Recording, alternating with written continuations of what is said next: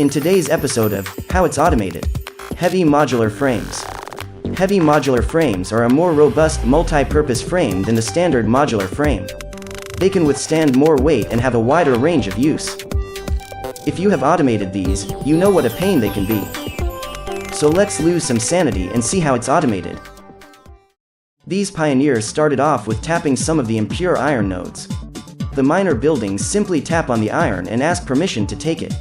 Once a firm handshake seals the deal, the iron begins its journey to the first processing stage.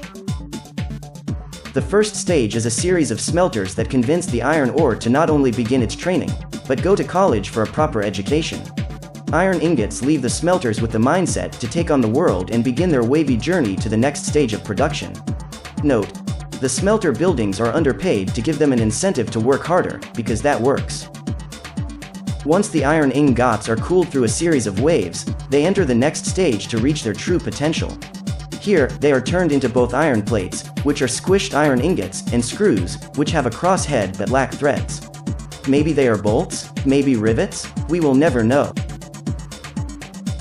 But what we do know is that for the most part, screws can be avoided using alternate recipes. If you do happen to find yourself making screws, do not overmake them, as you'll find that you'll constantly need more. Before you know it, you'll end up like this guy who lost his mind making screws. Don't be like this guy.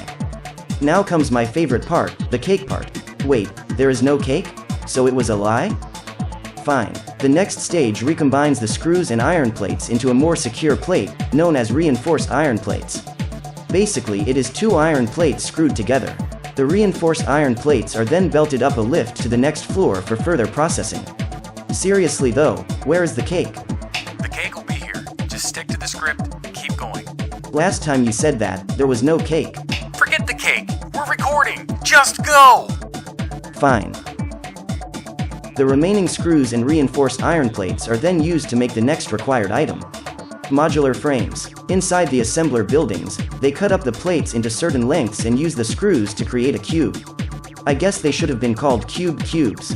Missed opportunity there. All of that just to make a box. One more component is made in this building that is the second item needed for the heavy modular frames. You guessed it, good old screws. I told you, it can get out of hand quickly. As you can see, 2 belts worth is needed, as the screws will just take over. It still feels weird calling them screws, and I still want to know where the blue container comes from. The screws in modular frames use the patented noodle belt lift method to descend. All other forms of descending is prohibited by Fix-It. Go noodle belt go. A train arrives just in time to haul the precious cargo to its next destination. The train takes only the most efficient path to get to its destination, so let's take a ride. On second thought, now that I see the track, let's just break out the drone.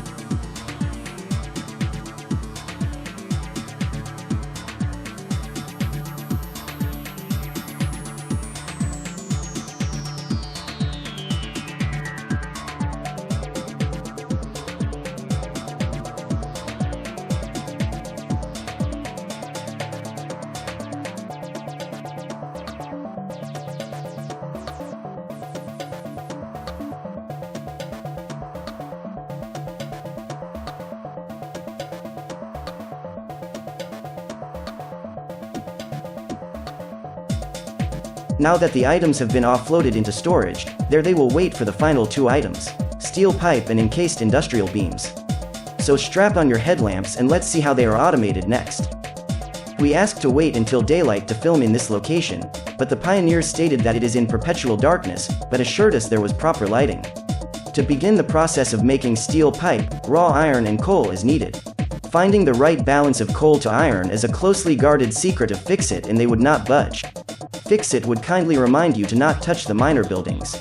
These Mark III miners are even more dangerous than their inferior counterparts. Translation: Big ouchie. The coal and iron ore is belt waved up to a series of foundry buildings to begin foundrying them. Inside each building, the coal and iron are smashed into a powder, while being heated to exactly 1698.15 Kelvin. There they merge and become one all-powerful steel ingot. Now that they have fused, surely they can beat Majin Buu and save the planet from destruction.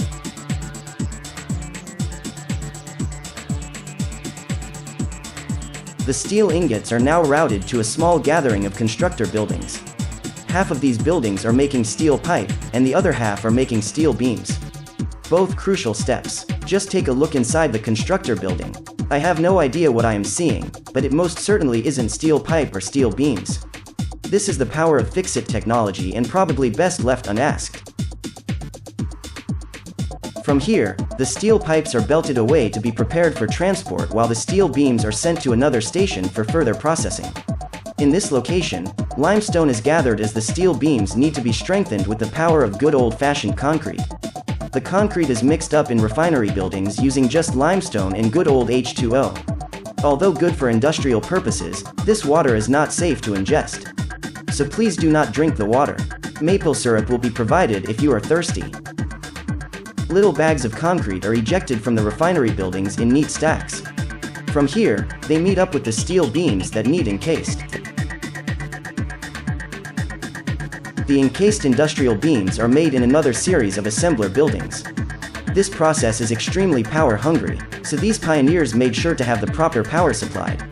In their case, they used local thermal geysers to provide said power requirements. The assembler buildings pour the concrete in preset molds with the beams inside, then through more fix-it superior technology, the concrete dries in seconds. It wouldn't be efficient if it took days to dry. There they go, in all their encased concrete goodness. The encased industrial beams and steel pipe are sine wave belted and brought together to be loaded into another train station for transportation. The train is the only way in and out of this biome. Don't forget your maple syrup in case you get thirsty during the ride. The train transports the items back a long harrowing journey through many obstacles and biomes to the main hub. Please ignore the slug orgy happening here as it was the only take we could make along this path.